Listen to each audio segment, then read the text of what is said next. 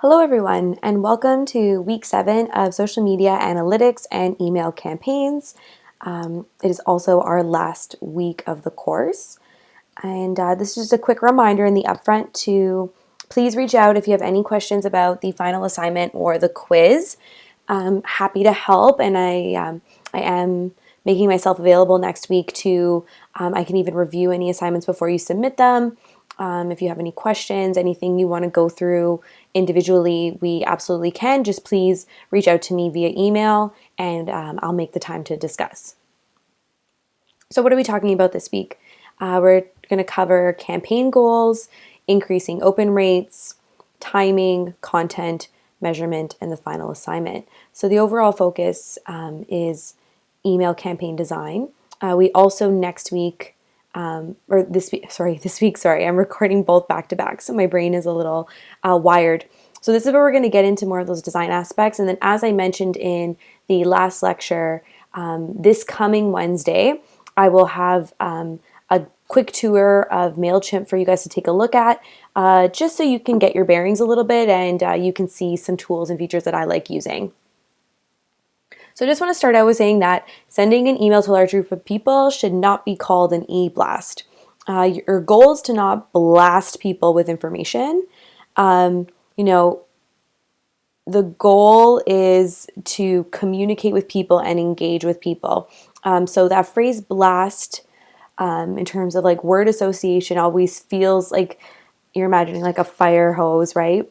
And the way the water splashes, everybody's blasting them with this water. That's not what we're trying to do here. We're trying to encourage people to engage with you in the brand, to reply to the email, to contact the sender, encourage discussion, encourage them to send it to somebody else. And that frame of mind is really important while we start the lecture, because we're focusing on content and how to make sure that these emails and newsletters perform.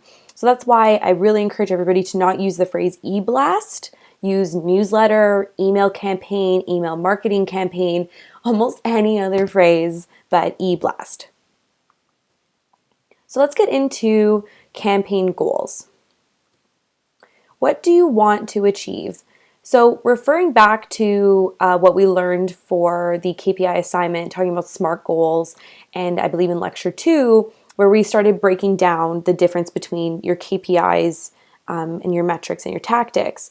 When you're building an email campaign and any campaign you're doing in marketing, start with what your goal is and your KPIs, because that will direct your decisions that you're making for the content within the emails. So for this example here, increase sales from email by 15% during the November campaign. What do those pieces of information tell you and guide you into tactical decisions? An example I could think of right away is when you see increased sales by 15%, what in the email is going to push people to get to your website to then purchase something? Is it going to be a simple click into the website? Are you going to offer a coupon code? Is there a special sale going on? Some sort of incentive to increase that sales amount. And then also when you're doing it, the November piece. So that's why it's always important to start with the goal and your KPIs and to guide your strategic decisions when you're creating your content. What are your KPIs and tactical metrics? So here, just like we were talking about in lecture 2, we were getting really deep into, identify your metrics before launching your campaign. So for the example of the goal of increasing sales by 15%, what are the metrics that you're going to be measuring as your KPIs? And then what are the metrics you're going to be measuring for your email campaign overall? Identify those at the upfront so that as you watch the campaign unfold, you know what you're looking for and you know what's going to tell you that this is working and what's not. So in this case, you'd want to know for KPIs, sales, of course, click-throughs to the website, use of a coupon code, whatever the tactic you had within that email, you're measuring from there, you're deciding which are the KPIs, the metrics associated to those tactics, which of those are the KPIs. So know the difference between your key performance indicators and your tactical metrics. So once again, when we think back to this email campaign, Tactical metrics in this case would be engagement overall with the newsletter. So for example, maybe you had 4 different links in the newsletter. One was linking to your website's about page. One was linking to maybe a group forum to get people to engage. One was linking to that item with that specific coupon code available for them to purchase it at a better rate. And the other link was maybe to the blog. All clicks on all 4 will matter. Clicks overall on the email will matter. But your KPI in that case of those clicks in specific are the clicks on the specific sale item to bring them to the website to then purchase that item. So sit down and then identify which belong in the KPI bucket and which belong in the tactical metrics. Now, both matter to you because you're trying to make sure each of your tactics perform. But of course, the KPIs are your key performance indicators. They are the ones that will tell you that you're hitting those goals overall for your business. And those are the metrics that you will want to be communicating to other people within your organization to prove the success of your work. So remember, the KPIs directly relate to your goal. So when we go back to that campaign goal, increase sales from email by 15%. That means that we need to be driving people from that email to the website. The content within the email has to encourage people to go through with the purchase once they're on the website. So then you're identifying the KPIs from there. The clicks, use of a coupon code, those types of metrics are the KPIs that speak to the success and of meeting the goal of increasing your sales.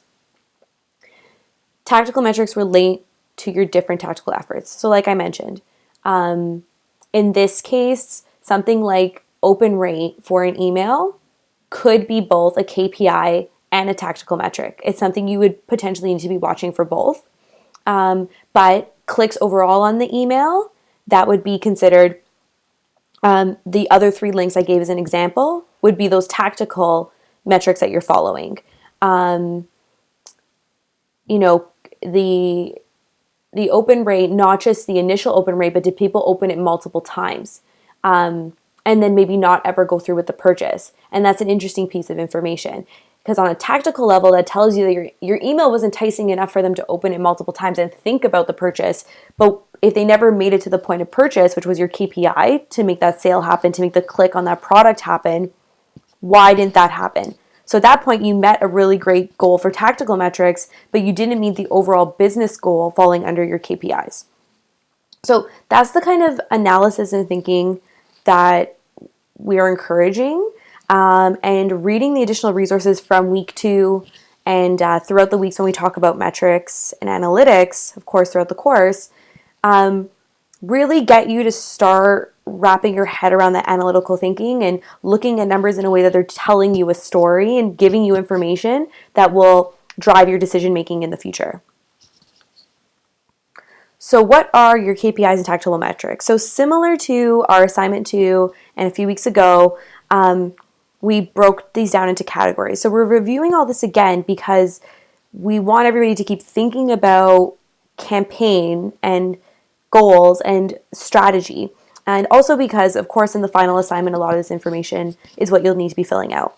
So the overall business goal is increase sales from email by 15% during November campaign.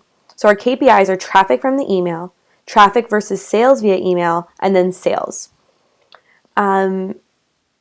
So those are those bigger numbers that speak to hitting the goal of increasing sales by email by 15% during November campaign. Then we get into our tactics. Retargeting campaign, so abandoned carts, hitting them with an email to encourage them to come back. Seasonal promo code offer, and new subscriber discount code. So what are the metrics we're tracking for those 3 tactics within our email campaign? We're tracking clicks, opens, sales, and then the use of the promo discount code. So see how it's broken into 2 categories. That metric information could be interesting to anybody in the office, but what do they really need to know? What does the boss need to know? What does the client need to know? And really, what do they all care about? They care that the work you put into the email that they paid you to do got them to click and go through to the website. They care that traffic equaled sales, so that's why you're comparing traffic versus sales. And then they care that the sales happened overall. So see, the story that's being told there is that your work for this email campaign is pushing people to the website to then press buy and put that in their cart. And what are you doing within those emails? That's the tactics to make that happen. Because it's not as simple as just sending an email to tell people a product's available. It's a way to loop them back in. It's a way to encourage them to buy now. So the retargeting campaign, looping them back in if they abandon their cart. I believe it's Zara or Aritzia. Aritzia does a really good one. The subject line is literally, you forgot something.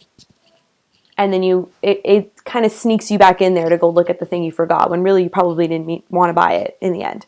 But they want you to go take another look at it in the hopes that once you see it again, you're like, oh, right, I did want to buy that thing.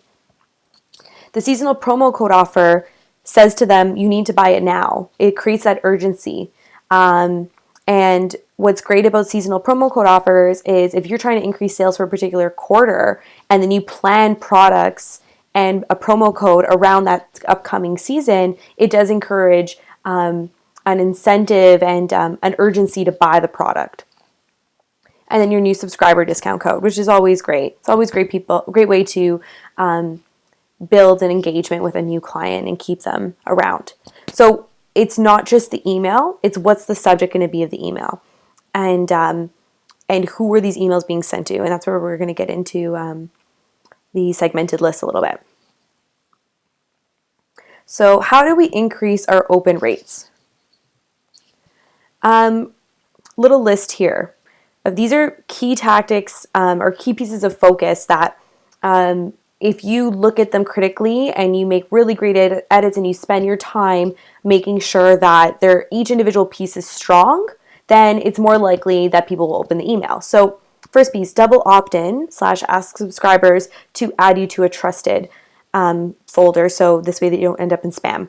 This reduces ending up in spam filters. So this piece is interesting. Double opt-in, like I mentioned in the lecture about Kazal, is great in a couple ways. One way, legally, it protects you and the business you're working for. That's always great. It does help to remind people of your business, which is also great. And you can offer something within the double opt-in to incentivize them to, of course, opt in again, but also to make their way back to your website or to the business or whatever the case may be. And this way too, for the specific reason that you don't end up in their spam filters. And, with large image files and all these pieces within an email, it can happen. But if you encourage your subscribers, first of all, by incentivizing within the email, providing information or access to a product for a cheaper rate or something along those lines, to add you into a trusted category, then you've not only ensured that they will see your emails, but you're building a relationship with them and a reason for them to keep an eye out for your emails. The subject line. So of course, this is a fairly obvious one. A great subject line will entice somebody to open the email. And there's a few links in our additional resources for this week, and there's so many out there. Sometimes when I need inspiration, I just Google great email subject lines because these publications are making new lists all the time. And it's great to see what other industries and other people are doing. Some of it's so cheeky and so great. It really does encourage you to open an email. So I recommend that if you're struggling to come up with a good subject line or you want some advice, look to the additional resources, but also go out there and Google and keep an eye out for some inspiration. And MailChimp actually offers a really great article too on great subject lines. The to and from fields. What's great about automated tools like MailChimp and CRM tools is they will have all this information already cataloged for you and codes already set up so that you can add in custom to fields. So there is statistics that they're speaking to the fact that if you use the person's name, they're more likely to open the email. Something to keep in mind. Your from field, for legal reasons, has to be very clear who you are. But in some cases, and there's a lot of research behind this too, if it's a personalized from field, meaning it's not just from Best Buy Canada, it's from Victoria at Best Buy Canada, let's say, people are more likely to engage with it because they think a human is emailing them, not necessarily a robot. So look into this too for specifically your industry. Find out what is the right fit for your work. It sometimes doesn't make sense to have a custom from field and a human person, but in some cases it does make sense. So make sure you figure out what is strategic for you and in the business you're working for, and do some research to figure out what other people in the industry are doing.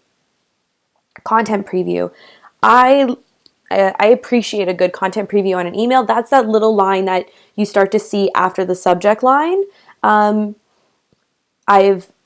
I've seen this used very well, that there's like a bit of a hint to something in the subject line, and then it starts to continue to hint it in the preview, and then it really entices somebody to open it at that point. This is great if you want the subject line to be short and sweet, but then you want to give a little bit more info right away in case that's not enough for somebody to open it. So something like, we got something special in here, and then the preview is, 15 to 20% off all scented candles at Bed Bath & Beyond. That kind of thinking, that subject line is like quick and witty, sharp copywriting style, and then you use the content preview to fill in the gaps if you're concerned that that you prefer the combination, you think the combination will be stronger versus just one piece standing on its own. Send time. So there's a lot of too much information out there about the best time to send an email. This is twofold. What I recommend is using the information that's out there about ideal send time to start, and experiment with a few different send times and days of the week. And then after, track the results based on the time you send in the day of the week, and then determine what's best for your following. So, I read a lot that said Tuesday, Wednesday, Thursdays are the best day for newsletters. Tuesday being the best, and like at 11 o'clock or whatever the case may be. But then me and a fellow marketing friend of mine noticed that everybody sends emails on Tuesdays. Like, our inboxes would be inundated with subscriptions on Tuesdays, and then we'd hear very little during the week. So then with my clients, I started experimenting a little bit to see if by sending them on different days, would we see different results. And so one client in particular, she's an interior designer. We were sending her newsletters on Sunday mornings, and she was getting a higher open rate on Sundays as a result. Because during the week, people didn't have time to settle in and enjoy something lifestyle related. But Sundays, her clientele had time. They were relaxed, they were taking time to themselves, and they would sit and open her email. So when you read those articles about this is the best time to send an email and the only best time, there's a lot of statistical information there, but that doesn't necessarily mean that that's the right fit for your following. So use those as a starting point, and then track that data, and then determine what makes sense for your business and your following. Okay? So, sign up protocols. Most email marketing providers, they allow the double opt-in, and they provide a really great guide on how to do it. MailChimp is a really good example of this. They'll have the templates ready to go for the double opt-in. And they'll customize those opt-in messages.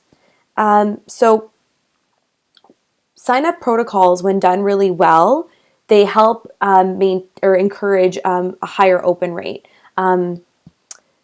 A specific example of this is like when you're offering up something for free, a really well-designed signed up protocol will encourage people to go check their inbox automatically or right away, or, you're going to get one guide every Monday for the next 6 weeks. That kind of information encourages somebody to keep an eye out for the email and to keep opening it. And then also, once again, that CASL compliance piece of the puzzle here, it's always important to think of that part and about being compliant. But what's great about these new rules is, or I guess they're not that new anymore, but what's great about the rules is that it requires more engagement and a truer, sorry, I'm losing my words here, a truer showing that they are interested in your content. Before, you could have had an email list with like 1,000 people on it, but if only 5 are engaging, who cares? Now we're encouraged, and we have to, work with these potential clients and customers to get them to say they want to see our newsletters, which means they are more likely to engage with it anyway. So that's something to keep in mind. But a really great sign-up protocol can help make sure that you're not going to end up in spam filters. You can customize them to make sure you're providing them with information to encourage them to look out for your emails, you're sending thank yous, and of course, you're CASLA compliant. So really look at the sign-up protocols as an opportunity to get creative and to make a really good first impression with a potential subscriber and to entice them to keep an eye out for your emails.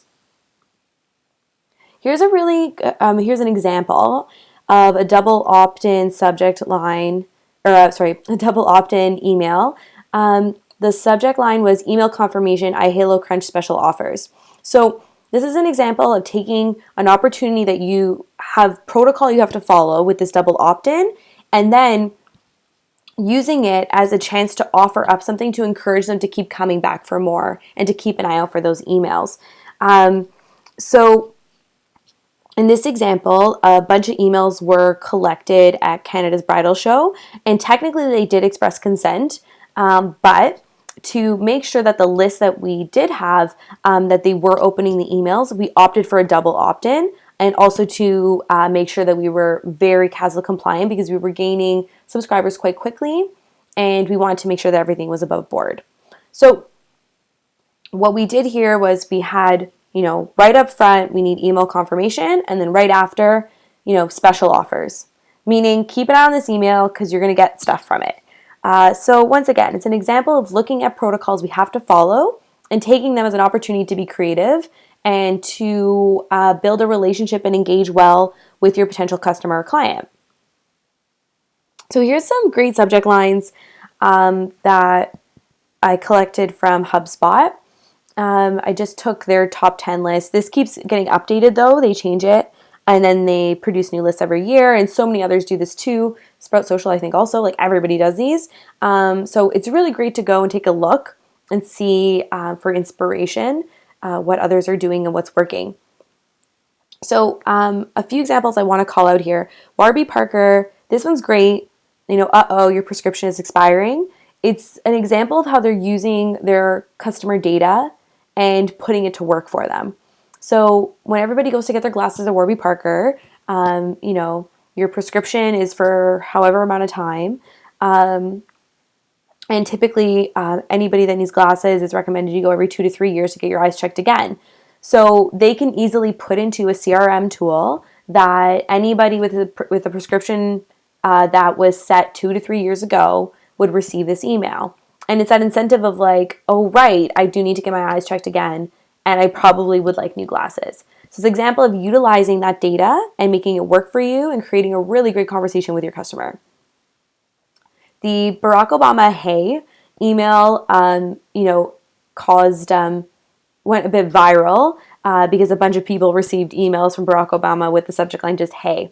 It's an example of really thinking outside the box and going minimal. So you'd expect that an email from a president, the subject line could be something, it could be something very serious or profound, or it could have gone in any sort of direction, but instead they went with a very casual hey, he and his team. And it also even works very well with Barack Obama and his brand. So thinking outside the box of what's expected, because doing something that's completely unexpected and still appropriate could catch people's attention and get them to open. I've seen the don't open this email one a few times for a few different brands, and it always makes me laugh. Usually there's like some new collection of stuff that somebody will want to buy, and I do always find that one entertaining. Refinery 29's The Broke Girl's Guide to a Luxury Vacation is also a very good example because that was a really good headline also. And it's interesting to think of your subject lines as headlines because in a traditional newspaper format, and then especially online now, the headline has to draw you in and get you to open it and get you to read. So thinking about your subject line like a headline is an interesting exercise if it makes sense for you and the brand you're working with. I also liked Eater Boston's Where to Drink Beer Right Now because it wasn't this weekend, it wasn't for the next month, it wasn't where to drink beer in Boston. It was like right now, like get out the door and go drink. And there's that urgency and that immediacy of it that, it brought a smile to face when I read it. So I definitely recommend going through this list. It's in our additional resources for the week. This type of inspiration, the more you can seek of it, the better, because tactics, the creativity and the use of them continues to change because there's just so many marketers and there's so much information being pushed out in the world. So definitely go and seek inspiration often because you can utilize it in your own campaigns. So what did we learn from those ones in specific? We learned, being creative, thinking outside the box, and then still appropriate can capture people's attention. Trying new things, the Barack Obama, hey, I don't know if many presidents maybe he might have, in terms of timing, he might have been the first one that those kind of mass emails and aiming for a true engagement with them was probably going on. So trying that format and really pushing the limits of it by testing out just the subject line, hey, is a really great example of when they tried something new, it succeeded. Always test, A/B testing can really help improve your results, and it gives you information that you can utilize moving forward.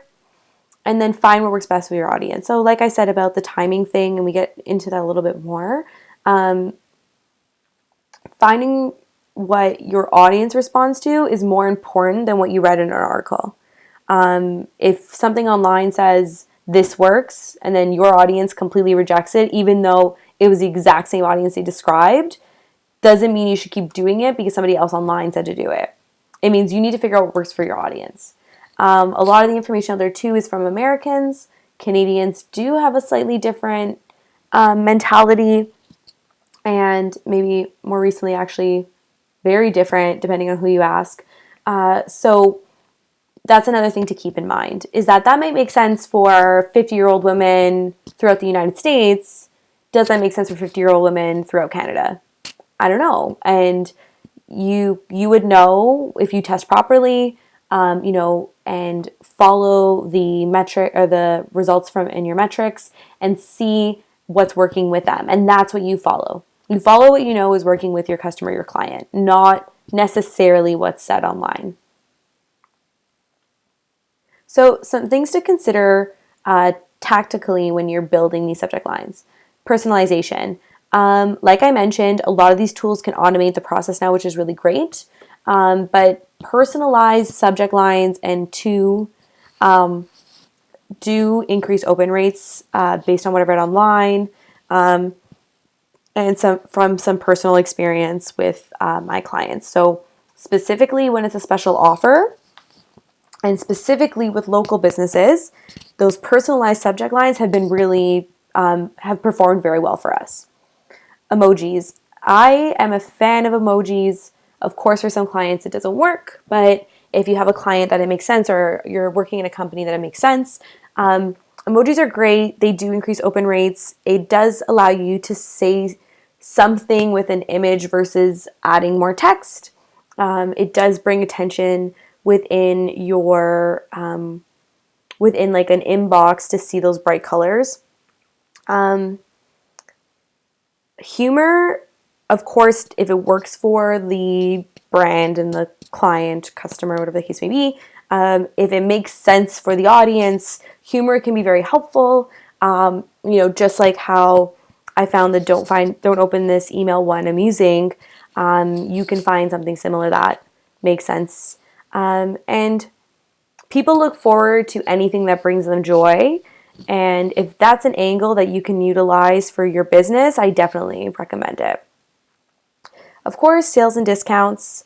Encourage people to open an email. I open every single email of any brand I like that offers a sale. Sometimes I buy stuff, sometimes I don't, but at least I open the email and find out what's going on. High value insider content. Anybody that subscribes to, social media gurus and bloggers online, they do a lot of this. They say, free download for the best 20 hashtags for lifestyle photography in this email, open now. That kind of content encourages somebody to go and open the email to get the resource. So of course, any of that insider content, because it's an exclusive thing, encourages people to open up and see what's inside. So those to to from fields, just like we talked about before, customizing them will increase your open rates. So looking from the to side here, you have your email address, and that's one way to address people. Just have it sent to their email, and that's it. But then going down to the individual breakdown, their first name and their first and last, if it makes sense for the business, including that first name, has shown to increase open rates. The from field. This is incredibly important because, like I mentioned with Castle, it needs to be very clear who the email is coming from. There always has to be a from field. But what is your from field going to be in this category, or in this case, sorry. So if it's an overall business, so let's say it's a George Brown College newsletter to every single faculty member and student, and it wasn't necessarily written by anybody in the leadership, it's just a general update on a bunch of different things. Maybe it's a traditional newsletter style with a bunch of different links and content. Then it would make sense for it to be from George Brown College. But maybe it's an email from me specifically to just my students, and it's an ongoing newsletter that, let's pretend we do this, and then we have a newsletter that goes on well after the course ends, and you guys can get updates and stuff. At that point, because it's just coming from me at George Brown, it's Victoria at George Brown College. Or is it a newsletter that I run by myself and has no relation to George Brown College, then it'd be from me, the individual, Victoria Natarelli, as a newsletter. So we're not talking about if I email one individual student with something. We're talking you guys have subscribed to a newsletter and then it is sent out to everybody, and this is what the from field would say. The other piece is that if it's a company that there's a bunch of different departments, and they could be hearing from various different people. So in this case, being students of George Brown is actually a pretty good example, because you're getting, let's say, once again, there's this newsletter base for everybody that studied anything social media or digital related at George Brown, and we run a newsletter all together. Maybe I send out an email to everybody, and it's from me, and it's specifically about analytics, but then next week you can get something from Jonathan that's overarching about digital from various parts of the department. Or maybe it's from registration. So that's another thing to keep in mind, is that if you're sending out different, if you're working with a company that multiple departments could want to be sending out updates that are to clients and to customers, then you'd have to change that individual every time. And that can be very helpful when you're trying to encourage people to associate a certain team member to whatever the email is. So sometimes I'm working with so for example, Sprout Social is a really good example. I have a person that I'm in touch with on the sales side that if I ever need upgrades or more information on a product, I would email them. But then I also have somebody that I receive emails from that is on the customer service side. So if something's not working or I need help, that's the person I email. So those two people, I'm on their subscriber list as the customer of Sprout Social, and they email me different things. And their names are associated, because in this way I know, okay, go email Mark at sales about this, or go email Matthew at customer service about that. So that's where that would be an important tactic for you from aiming for an engagement and a communication point of view. And then once again, what email would it be coming from? So making sure that if you're trying to represent a company, you're making sure that it's coming from a company or a company email address. And is it a personalized one, or is it an overarching one? And these are all details that, depending on the subject, change the perception of the email. So it'd be odd for me to send an email to everybody about encouraging everybody to register for something next semester. That wouldn't seem right. But an email coming from registration at George Brown about registering for next semester, that would align. So these are just the details, and it's just, once again, you're trying to use every piece of information in the newsletter to make it more successful. So do these things matter to what you're sending? Maybe, maybe not, but it's important to think about as you're putting it together.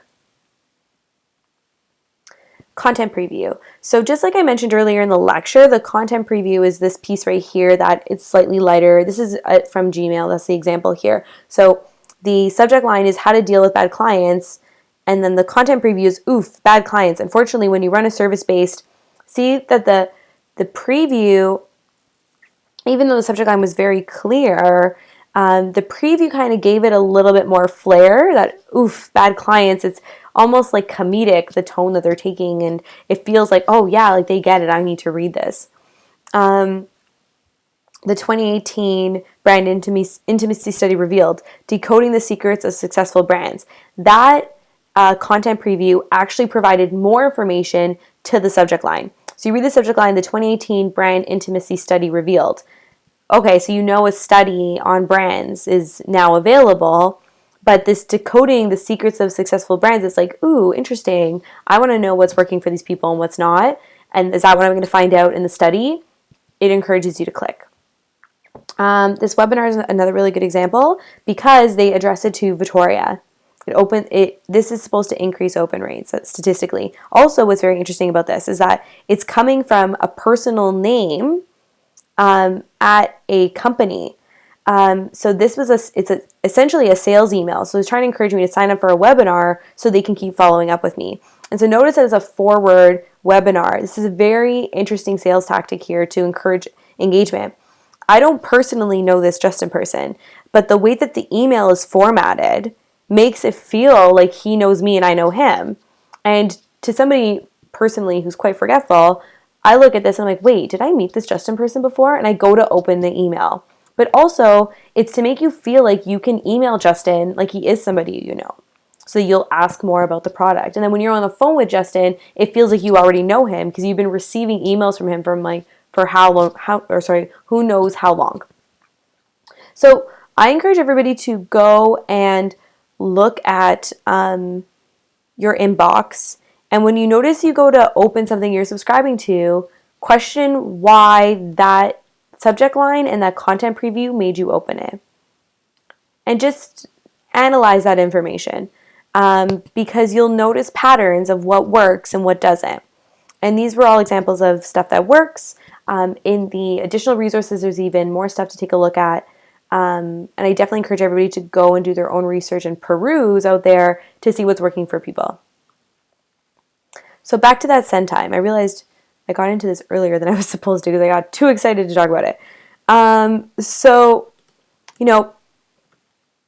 From the specifics of the send time, meaning the day of the week and the time that you send it, like I mentioned, start with what you learned online and then analyze the data after with your specific audience.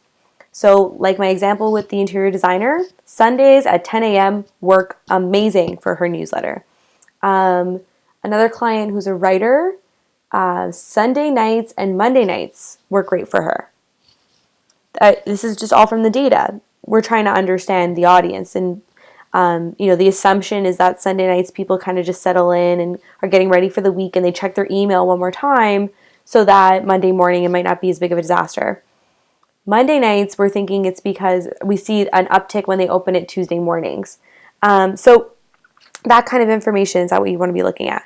When are they opening it? And then you can start to think about why. Who's the target audience? Why does that make sense for them? And then that can actually, you can then start scheduling all of your emails to go out those times so that you can see the open rates increase consistently. So here's an example of that kind of data. This is from CoSchedule. Tuesday's the best day, Thursday's the second best day, and Wednesday's the third best day. Now, granted, this one has been sent throughout the internet over and over and over again. I've seen this for years. Using this information, I initially do start with midweek emails and then determine based on the engagement what's working.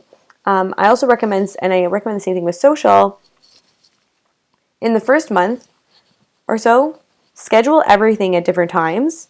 Try to create some content that is somewhat similar to each other.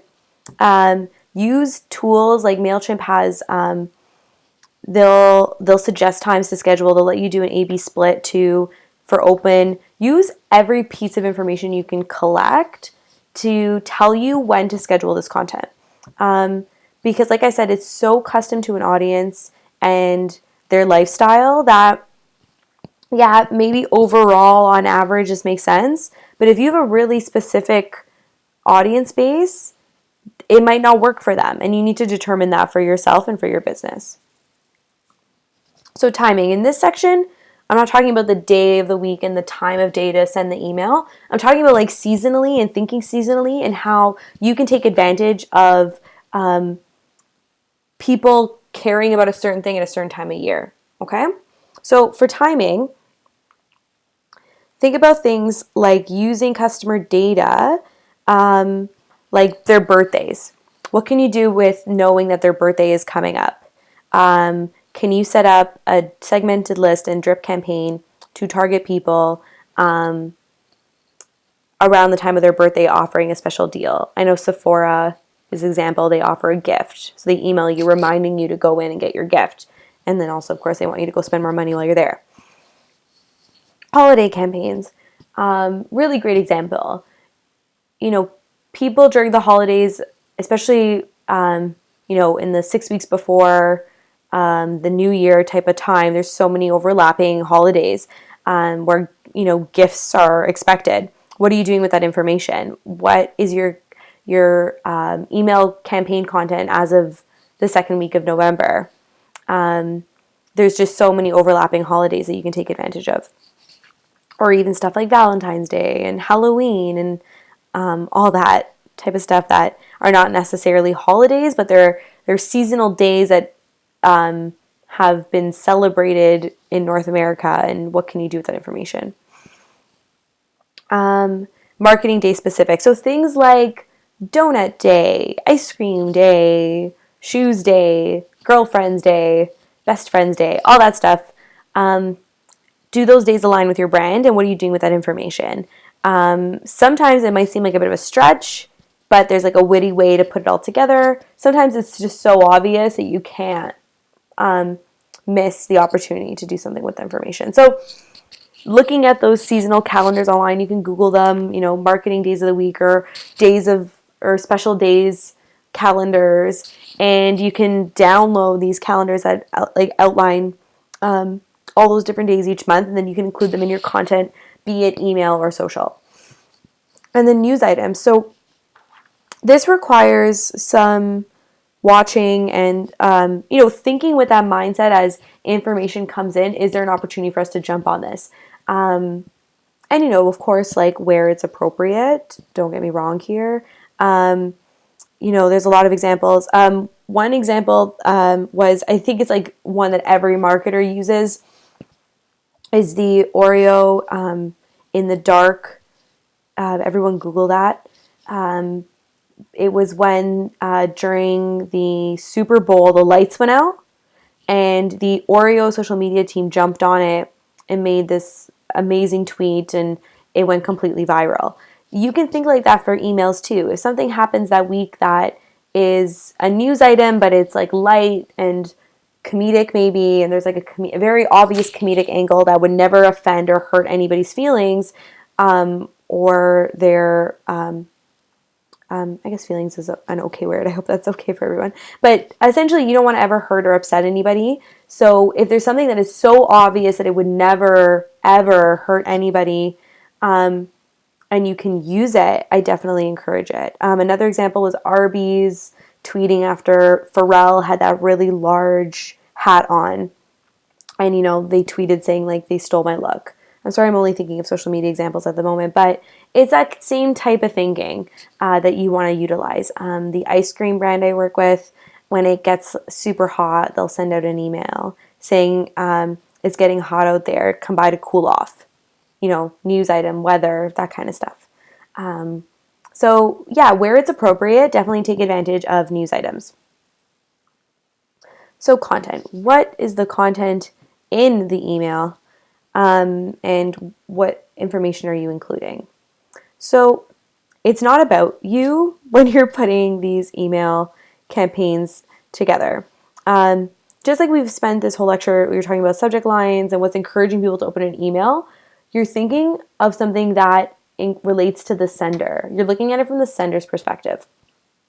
So know the personas of your subscriber list. Know roughly their ages. Sometimes it's important to know where they're from.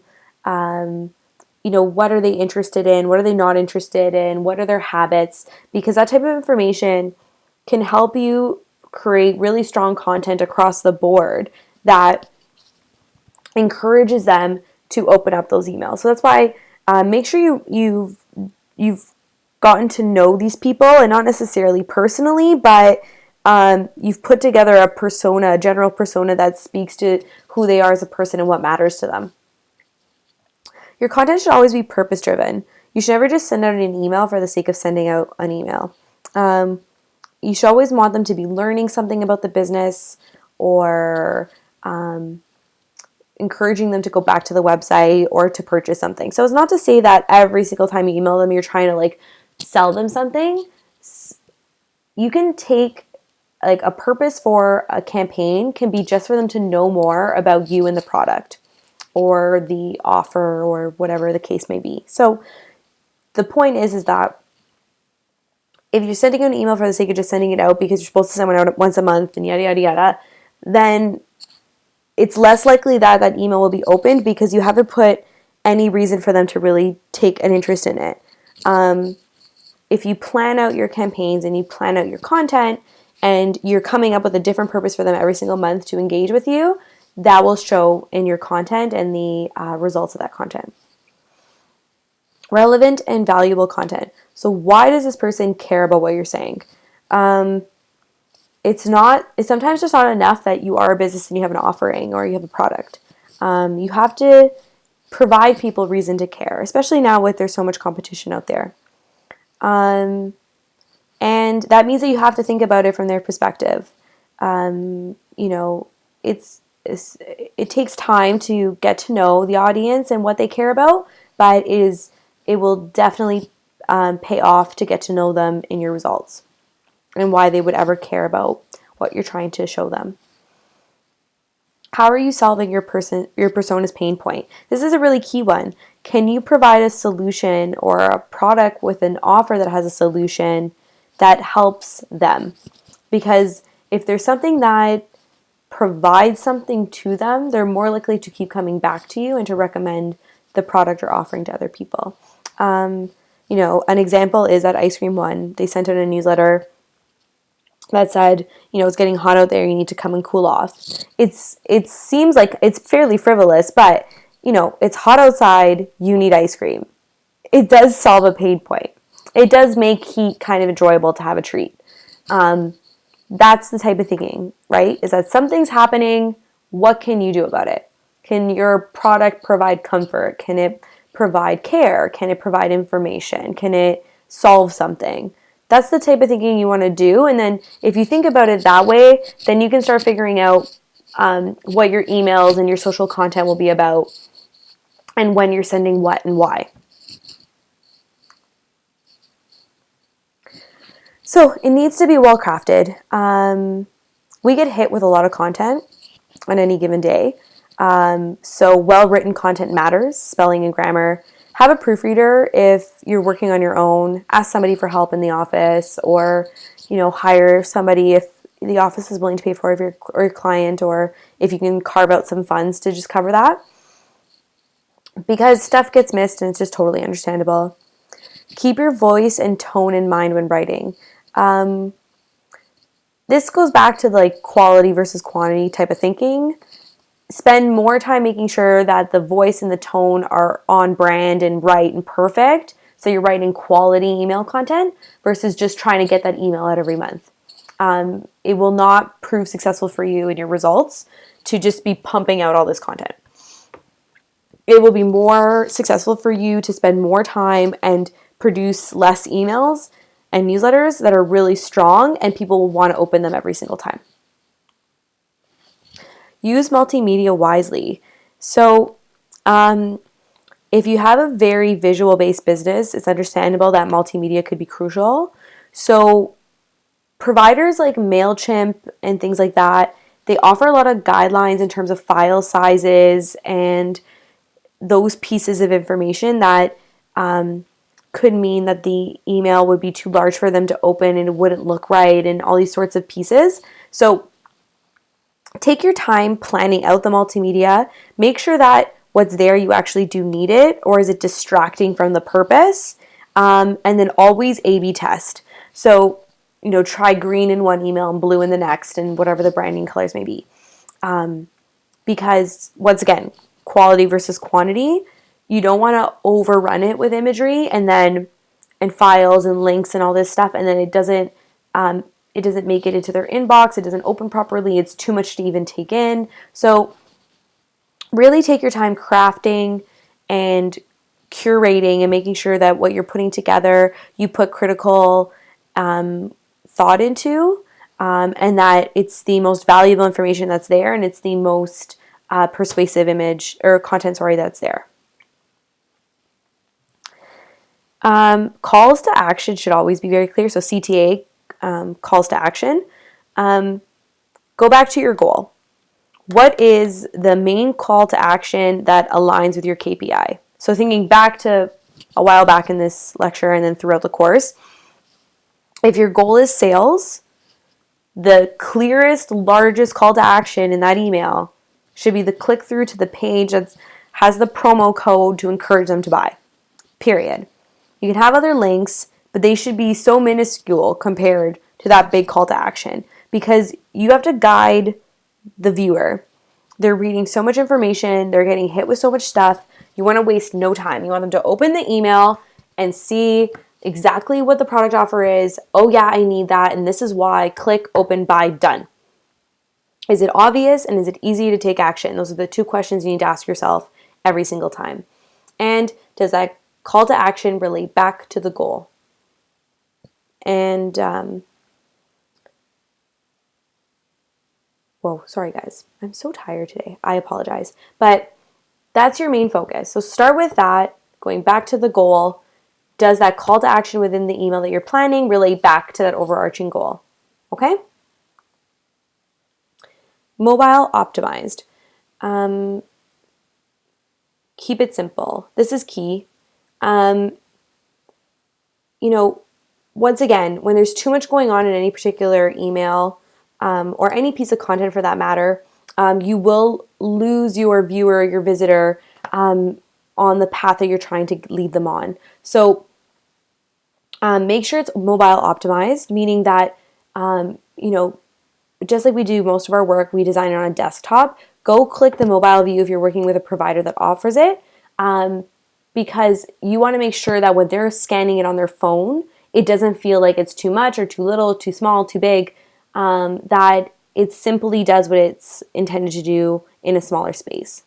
That it has, make sure that it has clear and readable font, reasonable font size, and then reasonable color schemes. So black writing on a white background is the easiest for us to read. I know sometimes, you can go with something bolder in some places, and that can be really helpful to engage the viewer. But any information you want them to actually read and take in should be on the traditional black and white or gray and white combination, because it's the easiest for us to read. Complementary colors are great for accents, but not for your body and font. So, if you're trying to bring attention to maybe one piece within the email, that's great. But then once again, not great when you have to read a piece of text. Keep things like red and green color blindness in mind. There's actually some really great tools if you Google. There's a lot of options out there that either they're a guide on keeping this piece for design in mind, or there's tools that show color combos that work. So it's also just very interesting to peruse. Some few facts here. So about 3 in 5 customers check their email on the go, meaning mobile. So being mobile optimized and even thinking mobile first, depending on your audience, can be very successful for your email campaigns. 75% say they use their smartphones most often to check their email. This is all from Email Monday, according to their research. This is really important for you to know, because specifically for your own audience, it's great to start out with this information, of course, but you need to determine for your own audience based on the results. Are they opening this on desktop or mobile? And that's an example of a tactical metric that you are watching, because it affects the strategy you're taking in the development of that tactic. If it turns out that like 60% are opening it on a desktop, or they open it again on desktop at some point, then you design differently. That's the type of information you need to know, though, in order to make those strategic design decisions. So I have some examples coming up here of some newsletters that I like. And, I encourage everybody to look at their own favorite examples for inspiration. But these are a few that I liked, key pieces of it that I wanted to highlight. Planoly, at the time of when highlights were introduced on Instagram, they wasted no time. This guide was published, I think, within 2 days or less of when the highlights were introduced. So this was immediately what you saw when you opened the email and you scrolled down. This is exactly what it was. This image showing the highlights, showing that they already had them, how to use highlights, and the read now button. That's the key call to action. There's no missing that they wanted us to go and read more about this. And then this way, if the viewer was interested, they can immediately press that read now button. Aritzia is a very good example from a retail side. There's multiple links in their emails to shop sales. So this was their newsletter for one of their recent sales. They have the shop sale in the top right corner, start shopping here, and then below these images, there was another start shopping button. So this is like maybe close to overboard, but you cannot miss any opportunity to click the shopping button. It's clear their call to action was to start shopping. It's clear that their KPI was click-throughs to the sale, because their overarching business goal was to increase the revenue during a sale period. And I don't even need to know anybody at Aritzia to piece that together. It's just based on the way that they use their tactics that it tells that story. And that's the way you need to think about your campaigns too. Here's another example of a seasonal target here. So they're aiming they're encouraging everybody to think of mom when they come to Saatchi Art, or when they receive the email from Saatchi Art. This was 4 weeks before Mother's Day, and they sent like 3 other versions of this right after in the weeks leading up. But, and then in addition to making it seasonal, picking something that, seems like a very stereotypical mom appreciated type of piece of art, they offered seasonal discount codes. Sorry, I got a little parched there. So this is a good example of, they clearly had a goal to increase the amount of sales during spring. So they used every opportunity within the spring season to encourage people to shop. So, shop with mom in mind for Mother's Day, that kind of thinking. I am a part of a few different LinkedIn groups and subscribe to a few of their news subscriptions that they have. I found this subject line very interesting. This generation changed how we work. So it didn't say millennials, it didn't say boomers, it didn't say Gen X yet, it didn't say generation. It didn't even have it in the preview. It just had that subject line. So it got you thinking like, wait, which generation? Is it my generation, my parents? Who was it? And it got me to click through. And then the style is very easy, that right away it shows the article and a compelling image to click and read more. And it actually had a continuation of they had the headline, so a continuation of information to encourage you to go ahead and read more. So an example of a really great subject line that sparked interest and made you curious. And, curiosity is a really good way to entice people to look into more information. I love this one from Miami Ad School. Learn how to slide into the DMs ... professionally, wink face. So this is that example of bringing in humor and thinking outside of the box. This was about how to get a job in social media, and they took something specific to social and they spun it and turned it into something professional and funny. And so once again, I saw this, I laughed. It wasn't exactly the target for me, I maybe would have gone just out of curiosity, but it got me to open it, and I did send it to a few other people because I just thought it was such a well-written subject line and event name that it got me to open the email. And Sephora. See, very simple, just arrived. And for anybody that's fans of Sephora or any beauty product, or really any product out there that you're consistently encouraged in what they have to offer, the subject line of just arrived is really all I need to know, and a lot of people need to know to get me to open an email. What's also great too is they do a redemption program of points. So they always come up with something charming and witty to get you to take an interest in the product that you can use your points to redeem for. So this was something that did get me to click, highlight of your day. And it's a multi-stick, which means that you can use it on your cheek. So it is a bit of a highlight.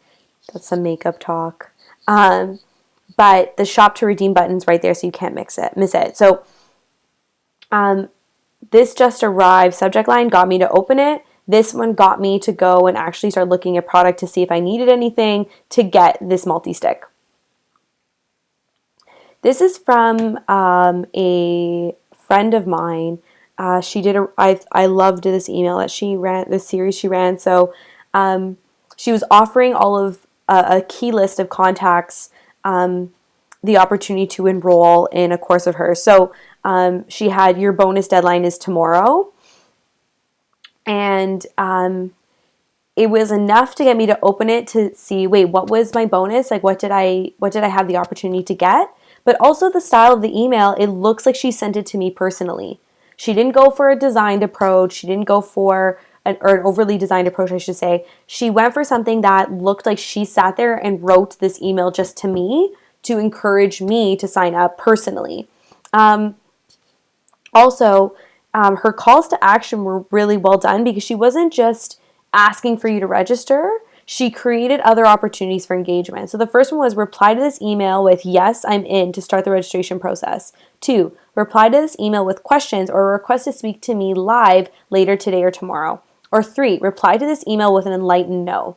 So I wasn't going to sign up for the workshop or for the series, but then I clicked this enlightened no link and it opened to a blog post where she wrote about how to turn down an offer or say no to something in a way that was clear that you had thought about it and you put some thought into it and you were absolutely sure that you were not interested.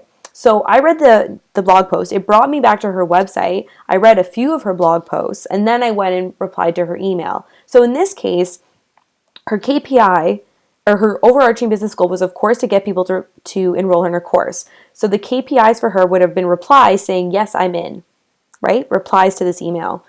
But she created other tactical opportunities to meet other goals and see success in other metrics by having people ask her questions, but also people going to her website. So from a tactical perspective, she could see if this tactic of reply to this email with an enlightened no worked for her. And I never followed up with her to ask her, and I should. But to me, any opportunity that you can take to get some other piece of success, if you're not going to get that big chunk, you should take it. And I think this is a very good example of that. Simply Measured is great if you subscribe to their newsletters. They produce so much content for us digital marketers. But this was a really great email because there was no missing what you needed to do. 6 ways to use social data. The date, the time, save your seat. Done. I saved my seat that time. So, not missing that call to action. It's so clear what they're trying to do here. Their goal is to get people enrolled in their webinars. Their KPIs were probably clicks to this button and enrollments in this webinar. So once again, thinking when you're designing the email, you're designing it for them. You're designing it for the audience to very clearly create the opportunities that you want in order to meet your goals and KPIs. So their goal was to get more people in the webinar. There's no missing that if somebody opened this email, how to get into the webinar.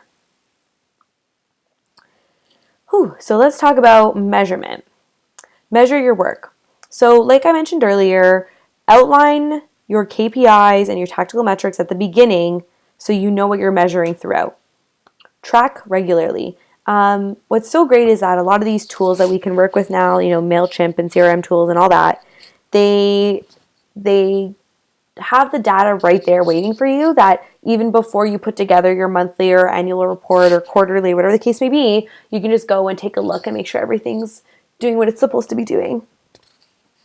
So you have to determine what's working and what's not working. And that's why A/B testing and things like that can really be the ticket for you, in a sense, to understanding what's working and what's not. But keeping an eye on things is the most important part of determining what's working and what's not. Because, sometimes when you're just perusing, you can come across something that's suddenly so clear to you that why it could either work better or it wasn't working at all. But, definitely encourage ongoing reporting and then just keeping an eye on those metrics. Revise your plans. So if something's not working, don't waste time and let it just keep not working. If you see an opportunity to make a change, take it. Even if it's a slight change, it doesn't have to be a massive overhaul. It could be a word change, add an emoji, a different image. So revise your plans. That's the best part about digital marketing, is that you can test and learn and then react quite quickly. Be comparative and be critical. So if something didn't work, find out why. Compare it to your other successes or losses, and then be critical of them. So let them tell you why they didn't work with that audience. Don't try to, remanipulate the data to yourself so that you get confused and then you miss an opportunity to react to a piece of information. Really compare and just be honest with the data and let it tell you what it's trying to tell you. Whew, so that was the last lecture. It's a bigger one. Now, I just want to take a few more minutes again to just go through the final assignment. And I want to remind everybody again that please come to me if you have questions in the next week or so. I am available. If I have not replied to the notification, or if I have not replied to an email letting me know that your folder shared with me, it means that I most likely do not have access to your folder. So please make sure you shared the folder properly and that all your files are in there properly. So just a reminder to find the final or the assignment descriptions. They're all in their own tab here. So to find the final assignment description, you go here, scroll down. Here's the final assignment. Opens up the link. Oh, I already had it open. So here's the final assignment. I know we went through it already a few times, but I just want to make sure that everybody is on track. I'm just going to scroll down. Oh, look, people are signed in right now. Use the rubric, follow the rubric. It'll tell you what you need to know to get the marks, that you need to get a good grade. So please, look at this and think critically if you have filled the expectations of the rubric. And once again, to submit it, please add it to your shared folder with me. There is a 4-page limit. Last semester, I got a few people that asked me if they could design theirs on MailChimp. I definitely encourage that, or any tool. Please, in that case, download it as a PDF and add it to your folder as a PDF. And this is just the email. We're not talking about the whole assignment, just the actual design of an email, just like my examples in the presentation. That please have it in a PDF, and then note in the document that it is in a PDF. And also please do not then use 4 pages to answer all of the questions. Use closer to 2, max 3 pages. Okay? So don't take that as an opportunity to write even more information. It's not necessary. We're trying to be succinct and clear and just explaining the absolute what I need to know. Okay? So please, everyone, reach out if you need any help. I'm absolutely happy to review with you and discuss. The goal of these courses at George Brown is so that you can go ahead and implement what you've learned in your jobs and in your work, So that's why I really do encourage everybody to contact me if they need any help and we want to review together. Okay? So thanks so much, everyone, for a great semester. I hope you enjoyed the course. Please don't forget to fill out the survey that I made an announcement about, I think, earlier this week. It's in the bottom left corner. George Brown made that available. I don't see the results until they give them to me. It's not something I'm running. It's George Brown running it, and they'd be really appreciative if you would fill it out with your thoughts and advice. So thanks so much, everybody, and thank you for a great semester, and have a great long weekend. Bye-bye.